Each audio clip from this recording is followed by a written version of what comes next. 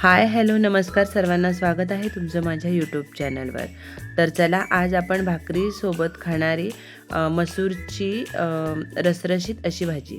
तर चला, ह्यासाठी हे बघा, अख्खा मसूर मी रात्रभर भिजत घालून दुसऱ्या दिवशी ह्याला बांधून ठेवले होते आणि मोड आणून घेतलेले आहेत।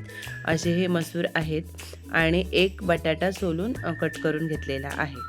आता एक कुकर घ्यायचा आहे। कुकरमध्ये 1 ते 1.5 चमचा तेल टाकलेलं आहे। तेल छान गरम झालं की त्यामध्ये कढीपत्ता, मिरची आणि कांदा, मीडियम साईजचा एक कांदा कट करून घेतलेला आहे। आता व्यवस्थित असं मिक्स करायचं आहे। हिंग पाव चमचा, चवीनुसार मीठ। आता व्यवस्थित हे मिक्स करूयात आणि एक टोमॅटो घेतलेला आहे, तोही बारीक कट करून घेतलेला आहे, तो याच्यामध्ये टाकून घेतलेला आहे। आता व्यवस्थित असं मिक्स करायचं आहे। पाव चमचा हळद पावडर ह्याच्यामध्ये ॲड करायची अजून, आणि व्यवस्थित असं मिक्स करूया। आणि हे वाटण आहे ते साधारणतः 1 ते 1.5 चमचा टाकलेला आहे। व्यवस्थित असं मिक्स करायचं आहे याच्यामध्ये, आणि तुम्हाला तिखट पाहिजे तेवढं तिखट टाकायचं आहे। मी 1 चमचा तिखट टाकलेला आहे। आता मसाला व्यवस्थित असा परतून घ्यायचा आहे। आता मसाला परतून झाल्याच्या नंतर हे मसूर आणि बटाटा आपण कट करून घेतलेला होता ते याच्यामध्ये टाकून घ्यायचं आहे।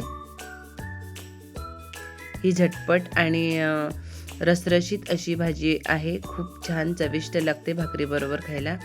नक्की या पद्धतीने करून बघा। हे बघा, आता मिक्स करायचं आहे व्यवस्थित।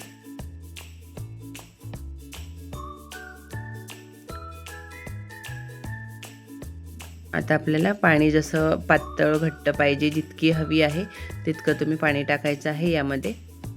मी साधारणतः 1 ते 1.5 ग्लास पाणी टाकलेलं आहे। आता झाकण लावून 3 शिट्टी करून घ्यायची आहे मीडियम गॅसवर। हे बघा, 3 शिट्टी झालेल्या आहे। मला असे पाहिजे आहे भाकरी बरोबर खाण्यासाठी। हे बघा, भाकरी अशी रसरशीत अशी भाजी घ्यायची आहे।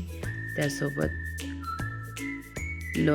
कांदा घेतलेला आहे, किंवा लोणचंही घेऊ शकता तुम्ही, आणि पापड,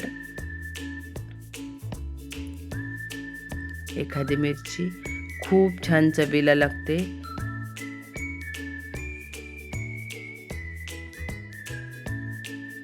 तर चला, वेळात वेळ काढून माझे व्हिडिओ पाहिलात त्याबद्दल मनापासून धन्यवाद। आणि जर माझे व्हिडिओ आवडत असेल तर लाईक करा, शेअर करा। चॅनलवर तुम्ही नवीन असाल तर चॅनलला सबस्क्राईब नक्की करा।